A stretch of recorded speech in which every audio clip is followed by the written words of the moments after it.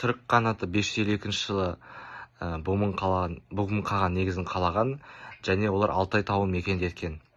Олардың алғашқы деректері 542 жылы Қытай деректерінен табылған, және де оның құрылуына тоқтала кетейік.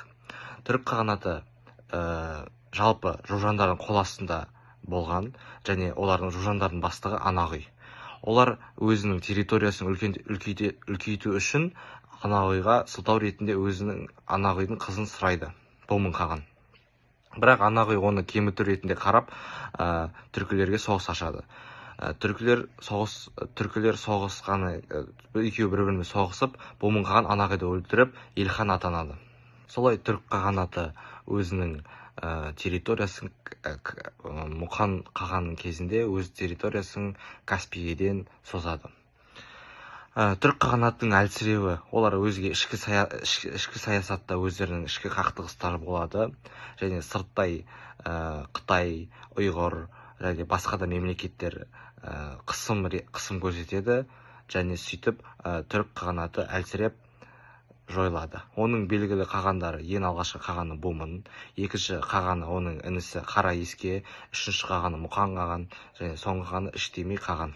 Солай түрік қағанаты 603 жылы екіге бөлініп кетеді. Батыс және шығыс түрік қағанаттары болып екіге бөлінеді. Енді біз батыс түрік қағанатына тоқтала кетейік. Батыс түрік қағанаты 603 жылы түрік қағанатының жалғасы, Жетісу аумағының жалғасы болып табылады. Оның ең алғашқы қағаны Тардуш Дато, ол ең алғашқы қағаны болып табылады. Оның кезінде батыс түрік қағанатының астанасы Суяб қаласы болады. Және кейбір деректерде де батыс түрік қағанатының астанасы кейін Таразға ауысты деп айтылады.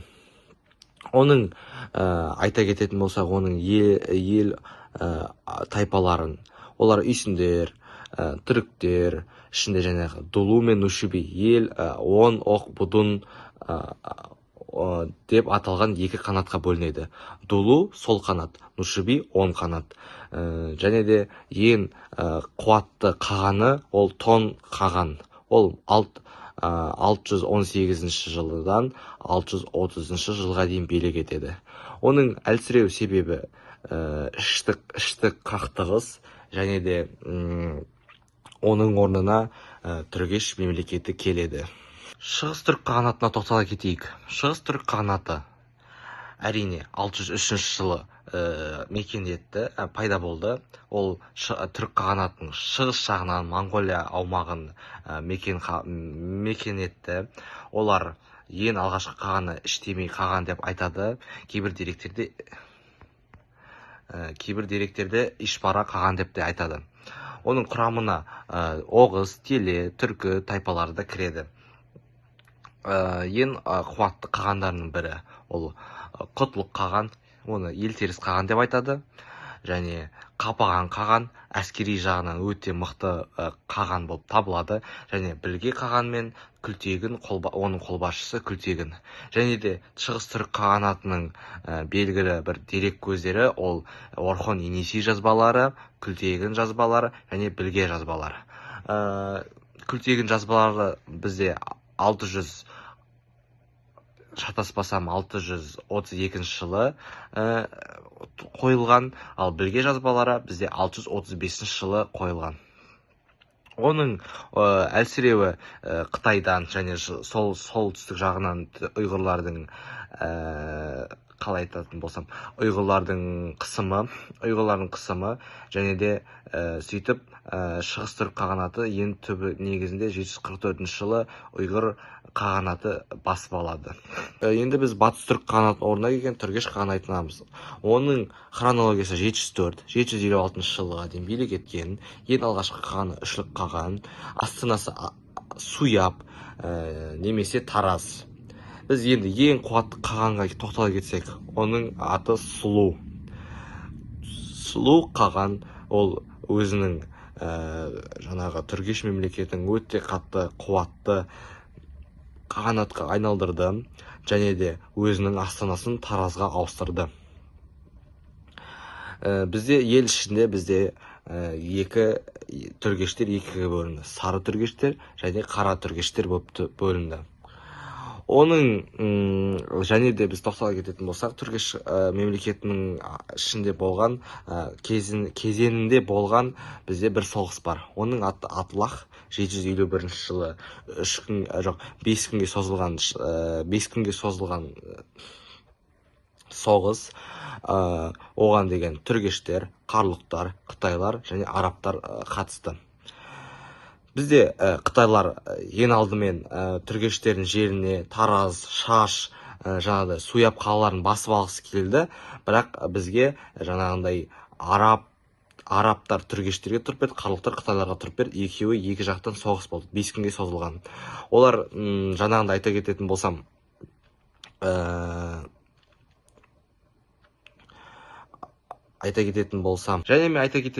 ол соғыстың нәтижесі арабтар мен түргештердің жеңісі. Қытайлар ұтылып, өзінің жаңағы түргештер жерінен кетіп қалады, және де түргештер өзінің билігін үстемдігі қалып қояды. Және Атлах соғысының нәтижесінде біз деген Қазақстан жерінде, Жетісу аумағында ислам діні таралады. Жетісу жерін сыртқы жаулардан қорғады, оның маңызы. Содан кейін оның әлсіреуі жаңағыдай іштей қақтығыс, жаңағыдай соғыс нәтижесінде бөлініп кеткен жаңағыдай түргештер барлығы әсер етіп, олар әлсіреп жаңағыдай жойылады. Кешірім өтінемін, менде зарядкаға телефон қойғандықтан телефонды өз қолымда ұстауға мәжбүр болдым. Енді біз Қарлұқ қағанатына тоқтала кетейік. Қарлұқ қағанаты 756 жылы және 940 жылы билік еткен, және түргеш қағанатының орнына Жетісу аумағын мекендетті.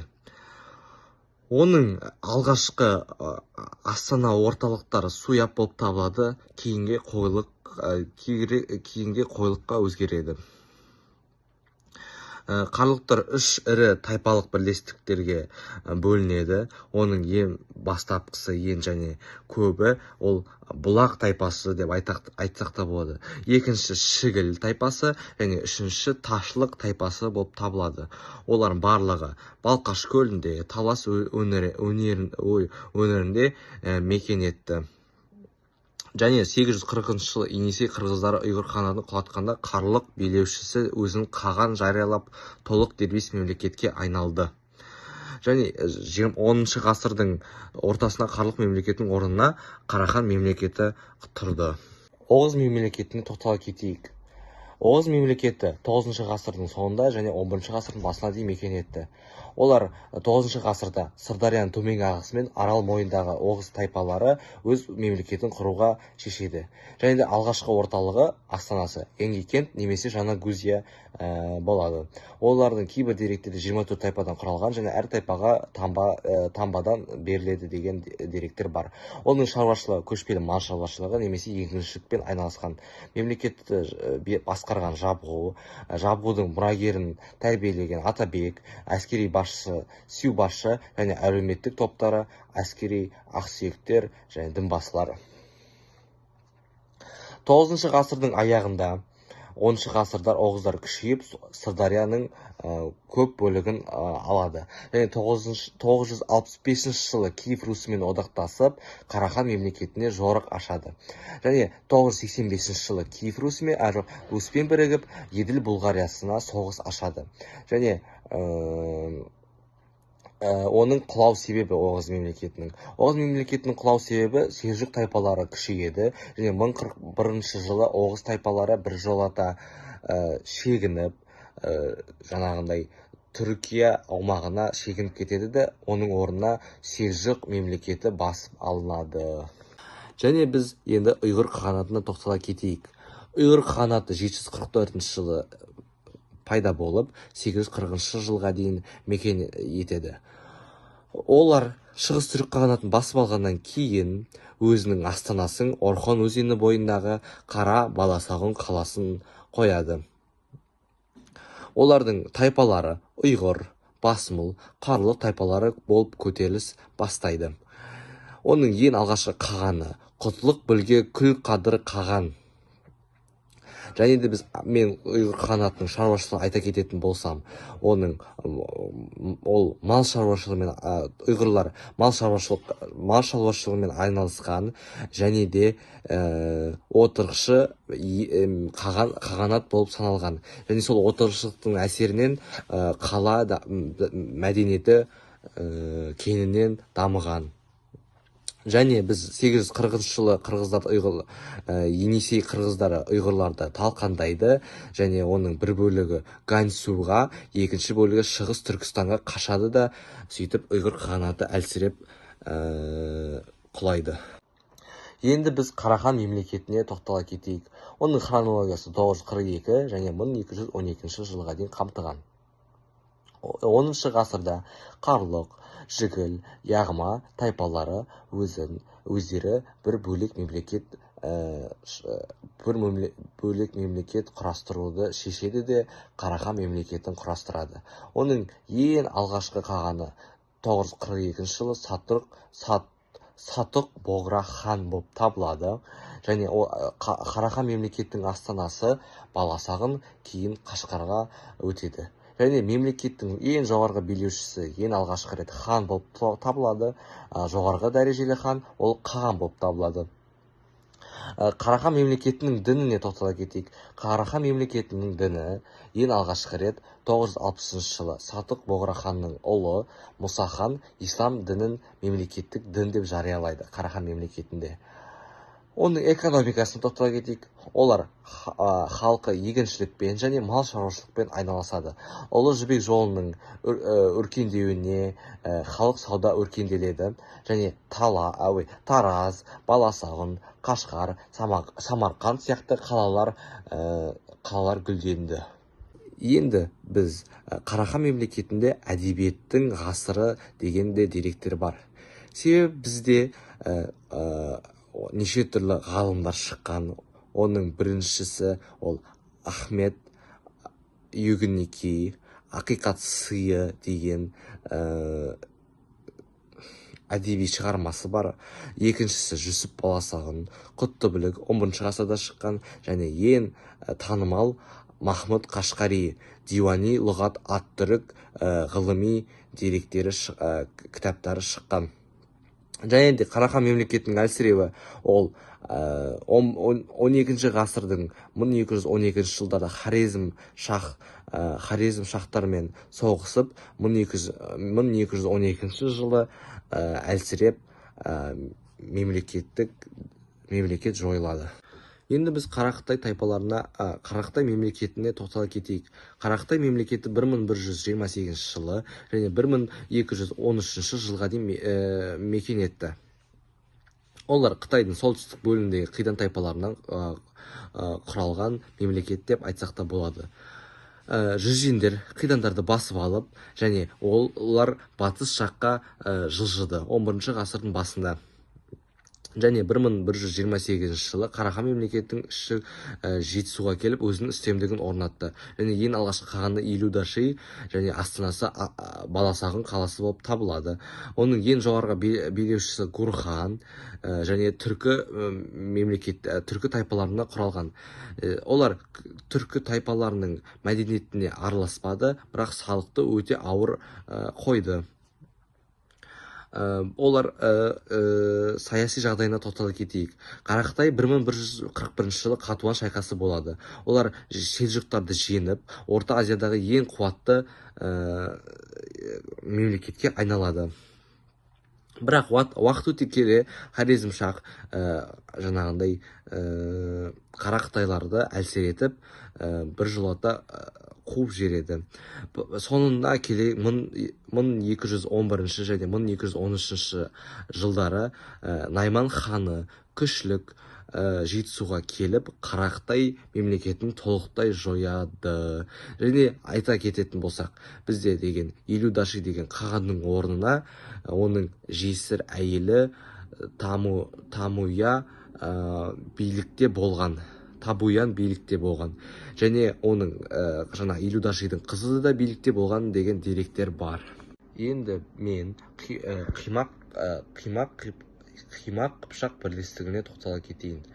Қимақ Қыпшақ бірлестігі 9 ғасырдың басында және 11 ғасырдың басына дейін созылады. Олар 8 ғасырдың соңында Батыс Моңғолия, Алтай, Ертіс тауларында Қимақ тайпалары мекен етті. Қимақ қағанатының орталығы Ертіс өзені болып табылады. Қағанат құрамына 7 тайпа кірді. Оның ең алғашқысы әрине Қимақ тайпасы, екіншісі Қыпшақ, үшіншісі Татар, төртіншісі Баянтөр, бесіншісі Ланиказ, алтыншысы Ажылар және жетіншісі және соңғысы Эймур тайпасы. Қағанат билеушісі Қаған және 9-10 ғасырда Қимақтар Жетісу мен Сырдария бойында дейін өз ықпалын жүргізді. Қыпшақ хандығы 11 ғасырдан 13 ғасырға дейін билік етті.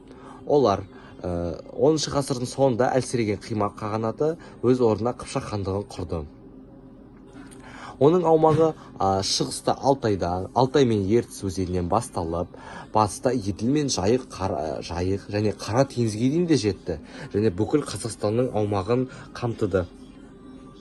Бұл кен территория алғаннан кейін ол территория Дешті Қыпшақ деп аталады. Оңтүстігінде Қыпшақтардың Хорезммен және Орта Азия мемлекеттерімен шектесілді. Олар екі қанатқа бөлінді. Біреуі оң қанат және сол қанат. Билеуші әулеті Елбөрі әулеті болып табылады. Және оның шаруашылығы, кәсібі мал шаруашылық. Және Ертіс, Сырдария, Жайық бойында егіншілік дамыды. Қыпшақтарды орыстар мен еуропалықтар, мысалы орыстар оны половшылар деп атады, ал батыс мемлекеттері оларды кумандар деп те атады. 13 ғасырдың оның әлсіреуіне тоқтала кететін болсақ, 13 ғасырда Византиямен емес, Хорезм мемлекетімен қақтығысқа түсіп сәл әлсіреді. Бірақ оның ең басты әлсіреу және жойылу себебі ол Шыңғыс ханның 1219 және 1223 жылдары Шыңғыс хан Қыпшақтарға жорық ашқаны дәлел ретінде болады, және Қыпшақ хандығы содан кейін жойылады. Қазақ қағанаты 7 ғасыр мен 10 ғасырды билік етті. Батыс түрік қағанаты әлсірегеннен кейін оның батыс бөлігінде түріктер қазақ тайпалары орнына келді. Астанасы Итил, оның ірі қалалары Семендер мен Беленжер болып табылады. Басқару жүйесі қағандық және оның батырлары бек және оларды ябу басқарды. Олардың шаруашылығы көшпелі мал шаруашылық, түйе, қой, жылқы, мал сияқты малдарды асыраған. Және Еділ бойы мен Қара теңіз маңында егіншілік дамыды. Және мен айта кететін болсам, қазарлар өздерінің тілдері өте ерекше болды. Қазіргі иудаизм, еврей дінін қабылдады. Және халықтың көбісі де ислам дінін, христиан дінін жартылай ұстанды десек те болады. Оның әлсіреу себебі 10 ғасырда русьтар оны әлсіретті және 965 жылы Киев князі Святослав Хазар мемлекетін толықтай жойды. Найман мемлекетіне тоқтала кетейік. Найман мемлекеті ол қазіргі Моңғолияның аумағы Ертіс өзені, Орхон өзені және Алтай мен Тарбағатай арасында болады. Және оның ең алғашқы билеушісі Инанш Білге хан, хан десек те болады. Және 9 ғасырда қалыптасып 12 ғасырға дейін ғасырда күшейеді. Найман қағанатының Найман хан мемлекетінің діні нестериандық христиан діні болып табылады. Және шаруашылығы мал шаруашылығы және жартылай отырықшылдық болады. Және 13 ғасырдың басында Шыңғыс ханнан жеңіліп Қазақстанға қоныс аударып, кейін қазақ халқы құрамына енді. Керейт мемлекеті.